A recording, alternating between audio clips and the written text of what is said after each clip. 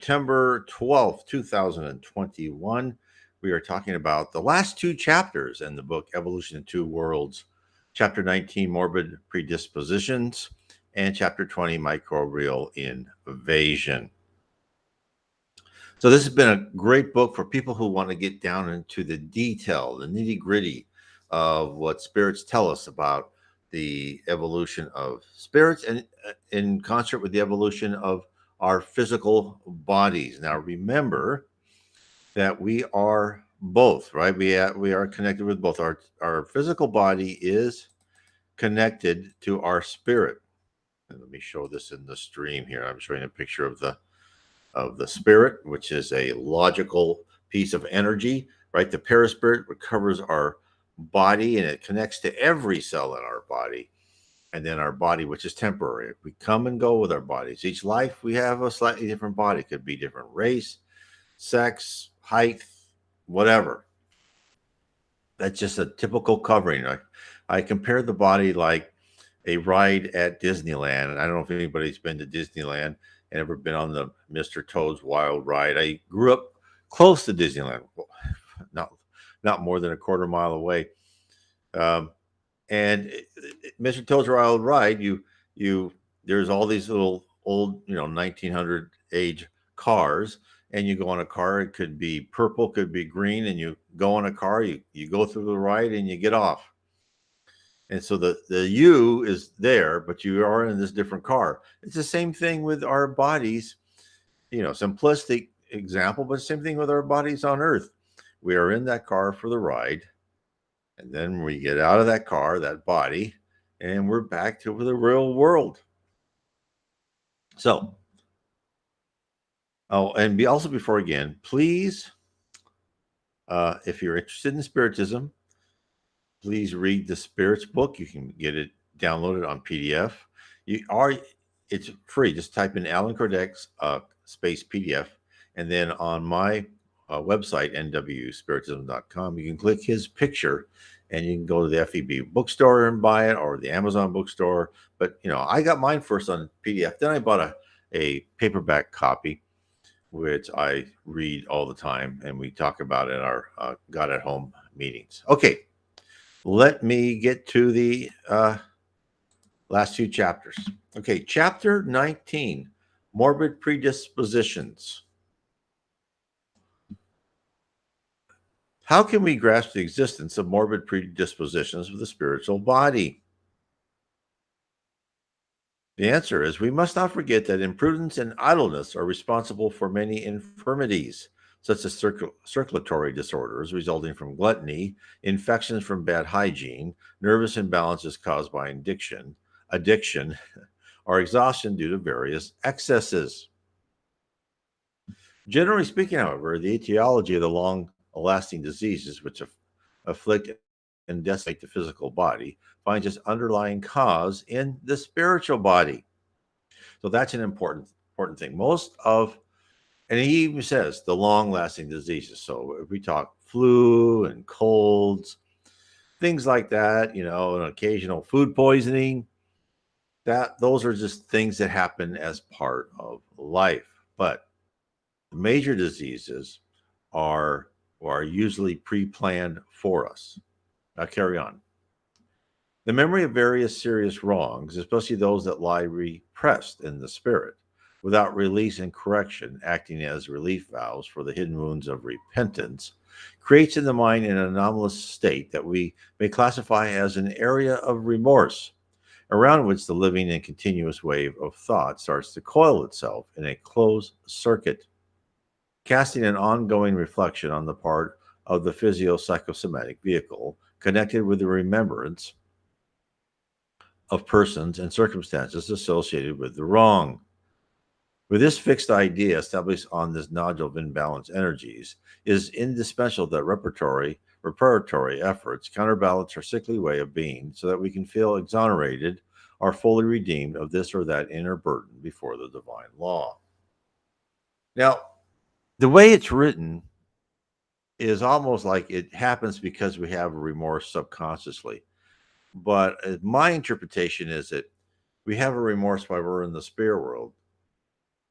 and this may be different. This may be different for depending on the level of a person, but I would say most of it is pre-planned. These major diseases are pre-planned for two reasons. One is if a person was coming from the lower zone or below, that would have been decided on what the best ways for that person to learn uh, the lessons they needed to learn. Or if we were in heaven and we worked with our spirit mentors and we decided, no, we need to learn this lesson, and this illness would be a good way of doing it. Now, as an example, in one of the books by Andre Luis, which was psychographed by Chico Xavier, this man was looking, Andre Luis was looking at a plan for a man, and the person in one of the persons working in the reincarnation hall said, "Now, do you notice a spot in his intestines?" And he said, "No." And he goes, "What is that?" He goes, "Well, that is a severe uh, uh, ulcer that will attack him when he's in his 40s, and it will cause him a lot of pain." He says he's going to have that because that when he was that age, he stabbed another person just in that exact position in below the stomach and into the intestines. So there is a reason for that, and that's again, just as he said, that's an area of remorse. I'll carry on. These incitations of powerful energies in the depth of our soul express our karmic debts because they derive from the unfortunate causes that we ourselves have erected on the path of our destiny, and they are fully transferable from one existence to the next. If we go into debt before the divine law at any period of our accountable life, it is only logically that we redeem it at any time under the same circumstances in which our offense caused harm to others. Again, this is what Spiritism says, uh, Hinduism, Buddhism, and many other doctrines and faiths say that karma is real. Karma, if everyone on this earth could be completely certain that every action has a reaction, think how good the earth will be. And that's why the planet earth will be, when it becomes a planet of regeneration and people are closer to the spirit world and people understand the spirit world, it's going to be so much happier because people understand that everything they do is going to be taken into account for their next life. It is thus that, I'll carry on again. It is thus that remorse causes various dystonas in our innermost energies, disarticulating the synergies of the spiritual body and creating morbid predispositions to this or that infirmity. We can also see that such imbalances are sometimes particularly exacerbated by vengeful attacks by the individuals whom we have harmed, if they are attached to us through obsession. However, even when we are forgiven by the victims of our insanity, we continue to hold on to the mental residues of guilt, like a deposit of muck at the bottom of a calm pool, which, as our attention to our moral hygiene is heightened, will resurface someday for expunction. So there's nothing we can escape. And in fact, as we get higher and higher spiritual maturity, we feel worse and worse about any type of regression or any type of mistake we make. That's why it's so important for us to start learning how to really follow our conscience. And anytime, and start listening to it. And anytime we feel that we make a decision and we feel that little pit in the the pit of our stomach, that little pain or stress, then we don't do that. And a lot of times that means you lose opportunities, you don't make as much money. But if you feel that that had anything to do with a morally wrong decision, then don't do it. You'll be much happier in the long run. Maybe in the short run, no. That's part of getting spiritually mature. Here's the next question: how do the mentally impaired command the cellular renewal of their physical body? Answers: we must not forget that even when highly troubled, the consciousness presence in the mentally impaired or in the mental patients of all kinds, presiding over the automatism of the organic processes, even if imprecisely and imperfectly. Next one is: are there? Okay, and of course, okay, what he's saying is that no matter how disabled that person is, that conscience is there and trying to do as best as they can according to the plan that person had in the spirit world.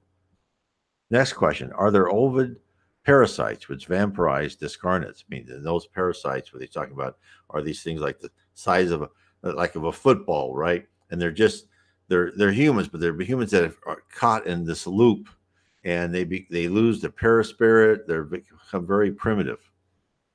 The answer is yes. They are common in the degrading processes of vindictive obsession in the Earth's lower spheres, and they are always painfully and emotionally touching due to the ignorance and passions that cause them.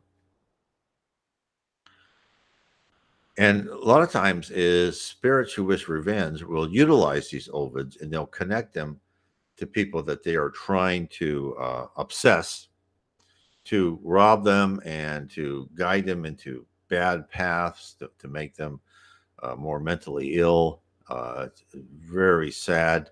And people like that, when they're really under full attack, many times will need assistance from the spirit world. Next question: how should we understand the mechanism of higher justice in case of rural endemic diseases where the whole populations are periodically assailed by the same ills? Well, that's an interesting question.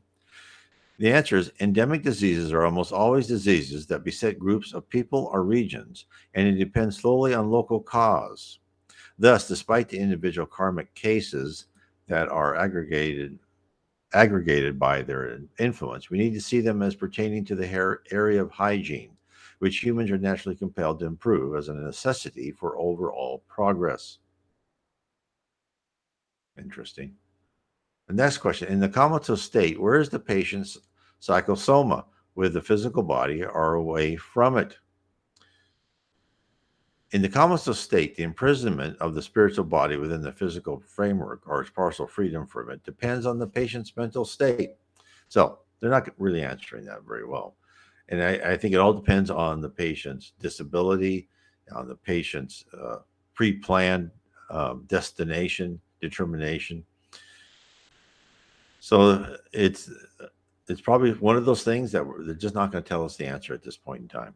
I don't want to expound on it because this could be almost anything. I mean, when you talk about persons in a coma for one reason or another, if are they free in the spirit world? All I know is I've been in operations and under anesthetic, and I've never had dreams or visions or anything from it. Although when I was younger, and probably 16, 17, and I had my wisdom teeth, two of them taken out, and I was out. And after I woke up, the two nurses there laughed at me, and I must have said something because they said, "Well, you really think you're something." So I don't know. I mean, I did something that was probably just me being an idiot. But later life, when I've been under, I've never remembered anything. So I don't know. Next question: what are the principal methods used in the spirit world for treating injuries to the spiritual body? In the spirit world, the servants of medicine can more effectively have access to the history of the patient to study the mechanics of his or her infirmity with as much success as possible. Examinations of these psychosomatic tissues with precise instruments corresponding to the laboratory tests used on Earth can be expanded by adding the patient's karmic profile to determine the reversibility or irreversibility of the disease before the new reincarnation. Now, notice he said before the new incarnation. So there's some things they're going to say, according to his karmic profile, that person's still going to have problems. Let's say as a suicide that died by drinking poison, so their throat was affected. And also, oh, sorry, we're not going to fix that. You're going to incarnate with your throat being bad. Now remember, you are a spirit, and as such, any disease you have is all in your mind. You are perfectly healthy. It's all in your mind. But that's real to them. And the doctors in the spirit world help. They use magnetic passes, and they soothe the patient, and they try and talk to them of how they can cure and be cured themselves. Even Andre Luis in the book No Solar, he died of an ulcer, and he wandered after he died. He wandered lower zone, and he could see his whole stomach was still like, because he died on the operating table, and his stomach was all bloody, and the ulcer was like, external. And then the doctors, the more he talked to them and calmed them, they would give him passes. All that disappeared. They didn't make it disappear with stitching him up, or giving him a medicine, as we say medicine, but they stitched him up. He got better because he mentally knew that it was time for him to be better and he could move on. Okay. This is the reasons why many patients may be treatable, but they're only curable through long or brief internments on the physical realm, so that the underlying causes of the problem may be extirpated from the mind by means of direct contact with the struggles in which they were structured. Again, extirpated from the mind. Everything's in the mind. Hence, it is proper for the spirit doctor to continue to utilize in some way the medication known to you in assisting suffering discarnates, since even in the world, all human pharmaceutical medicine, to a certain extent, is the projection of chemical electrical elements upon groups of cells, stimulating their function or correcting them according to the dispositions of the imbalance in which the infirmity is manifested. However, it is imperative to realize that in the higher sphere, doctors are not only recognized for their academic knowledge, as often happens on earth, but also for the moral qualities that confer merit and judiciousness, humility and devotion on them, since the psychotherapy and magnetism, broadly used, the extraphysical plane require greatness of character and purity of heart on the part of the doctor. So being a doctor in the spirit world is just as important as being a doctor in the physical world. Okay, chapter 20, microbial invasion. Is microbial invasion connected with spiritual causes? Here's the answer. Except for infection caused by lack of ordinary hygiene, the depressions we ourselves create within us by abusing our energies, whether by adulterating the vital exchanges of the organic cosmos, by succumbing to disequilibrium. So that's a fancy way of saying we drink too much, we have too much fun, we let go of all our desires and pleasures, we don't treat our body like we should. That's what he means. Or by establishing perturbations that harm others, meaning we do wrong things, and that increases stress within us. We create a company that all it does is fleece customers. We rob money. We do bad things. Carry on. Form certain areas of rupture in the cellular harmony of the physio-psychosomatic tissues that comprise our vehicle of expression.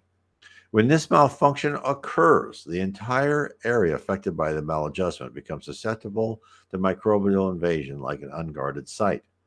Because the natural sentinels do not have the bases necessary for the regenerative activity for which they are responsible, often remaining around the infected spot, seeking to restrict it or contain its expansion.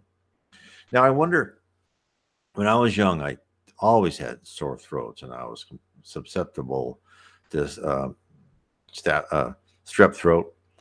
And I wonder if that's because in my previous lives, I had used my speaking ability for bad things. And I've read this happened to other people, that when they, like, as I've been told, I've been in positions of power and use those positions to enrich myself and not help others. And part of that, probably being in positions of power, was just like some of our corrupt politicians today. They say sweet things, but it's all really about them. So that might have been why I had strep throat a lot growing up. With the disruption of the synergistic activity of the cells in this or that tissue, morbid units begin to interpose, such as those related to cancer, a disease that induces an accelerated growth rate in certain groups of cells amid the healthy cells of the organ, causing invasive and metastatic tumors.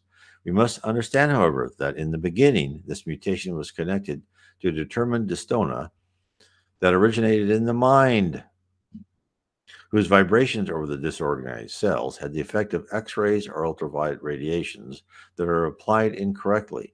The disease then emerges as a secondary state involving lengthy processes of wear or devastation due to the disharmony it imposes upon the organic power plant. which needlessly exhausts itself in performing the enormous task of its own rehabilitation on the physical plane.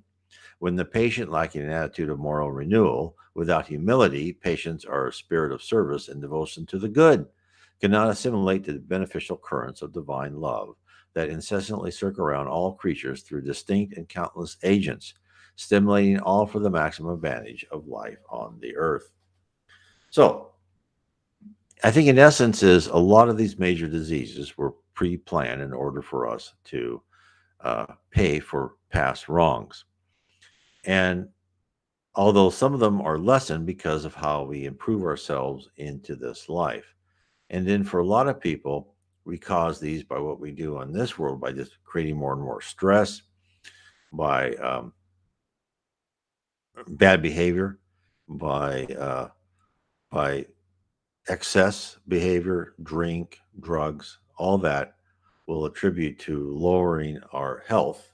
And we, of course, when people do that, they they don't pray, they don't meditate. And in fact, studies have shown that people who are spiritual, not it doesn't mean you have to go to church, just spiritual, pray, meditate, think of a higher power, are healthier than those who are not.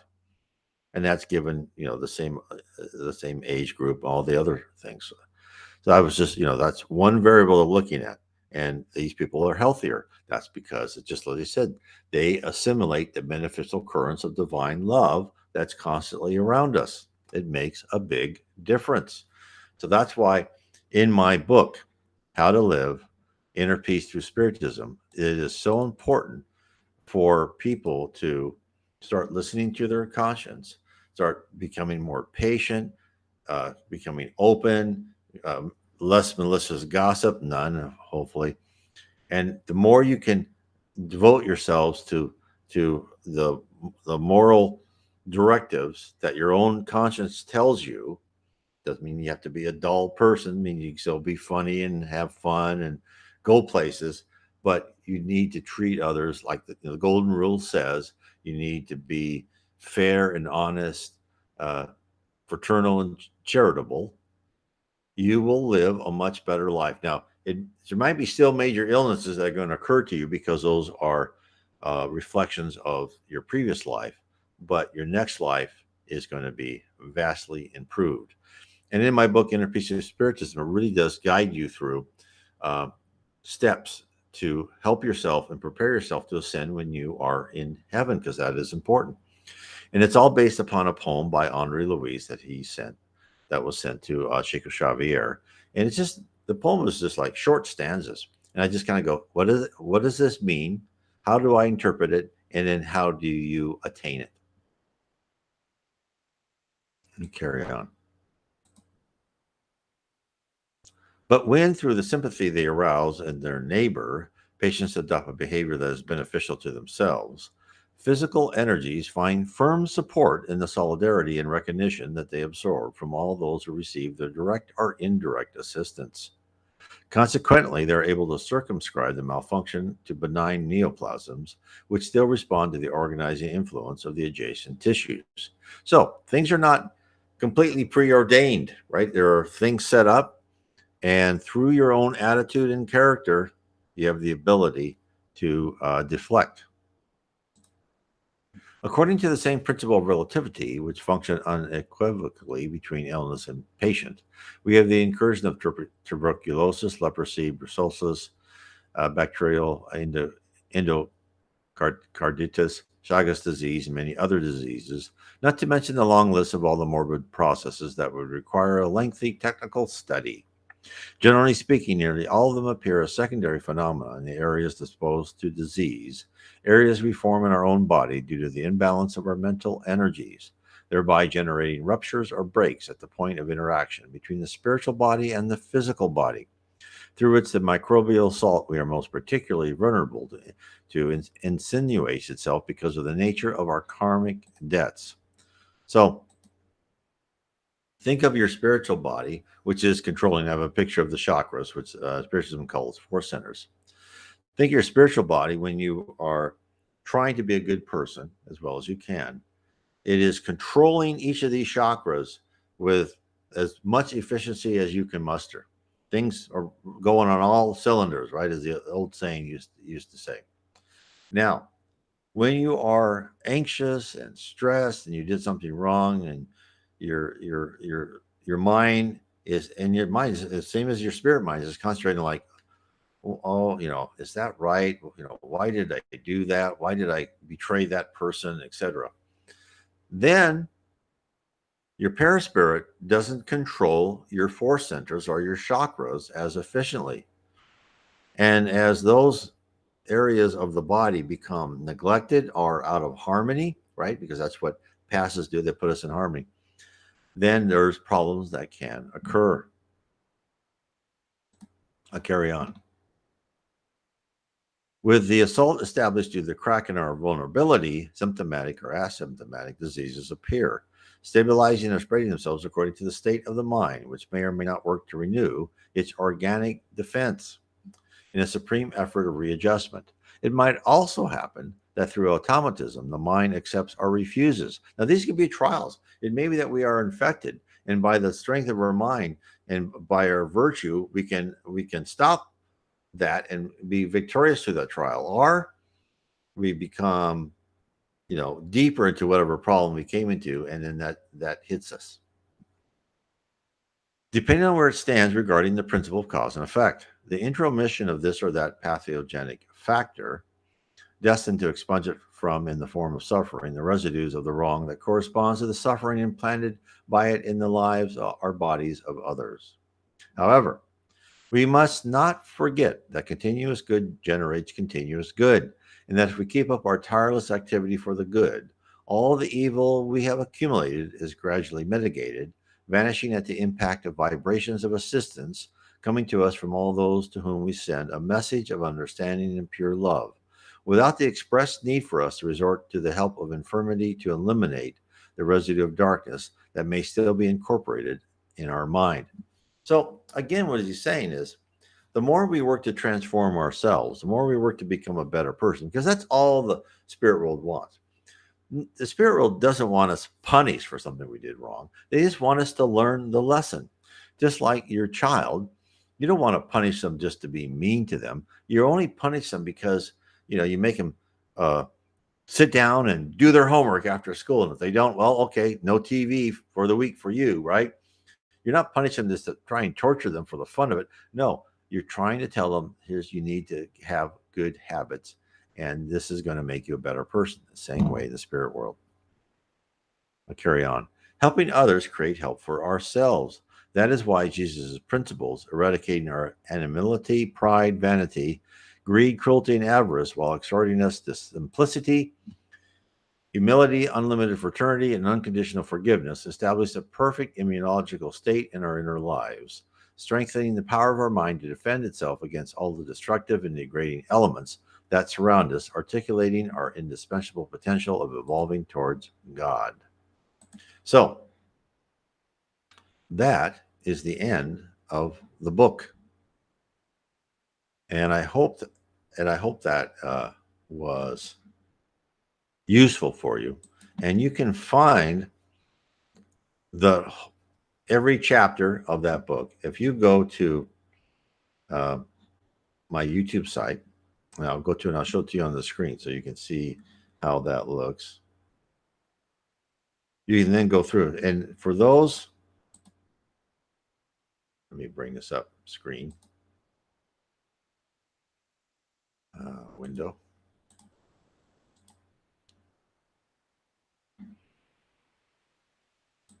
For those who have missed episodes, what I would say to you is I would go to playlist.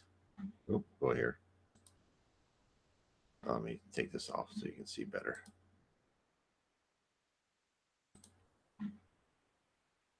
And you can go through my playlist, because they only let you show like 10 playlists. But I have all my playlists here. And you can see questions and answers about Spiritism, the interpretation of the New Testament, evolution in two worlds. So you can go to that playlist and see everything in there. A wander in the spirit lands, Violets on the Window, which is a great book. Gone West, another wonderful PDF. The Spirits book, where I read the entire Spirits book chapter by chapter. Videos about dreams, videos about current spirit communications, spirit musings, Spiritism 101, how to live inner peace with Spiritism. If you don't want to buy the book or use it on our Audible or whatever, I go through every chapter there. I have some videos with Portuguese captions. Near-death experiences, how we are guided by spirits, Spiritism Explored and Explained, Spirit and Spirit Universe, aspects of Spiritism, and Heaven and Below videos. I got all sorts of playlists. So I just wanted to show that to you, so you know that you can always go back. Don't just look at my home screen. It was only show you a portion of the playlist. So you need to go to the playlist section and see where you are. In fact, even shows right here, it says live right now. I also recommend everybody listening is the listen to my last two is Communications from Aliens, Majestic 12, which I found a very fascinating by Magic Eyes, and talking about transmissions and communications from Majestic 12, talking about our world and so forth. And it parallels Spiritism. It tells us, that you basically live in this movie, this mathematical representation of geometric shapes, etc. So, and what type of level you are at, and so forth. So, it's amazing how the spirit world is using people that think that are communicating with aliens versus Christian prophets. They're all telling us interesting things. They're all kind of telling us there's going to be a great awakening happening. I know a lot of people think the conspiracy theory. I've seen it from so many different disparate areas. Very religious people who don't even think about aliens.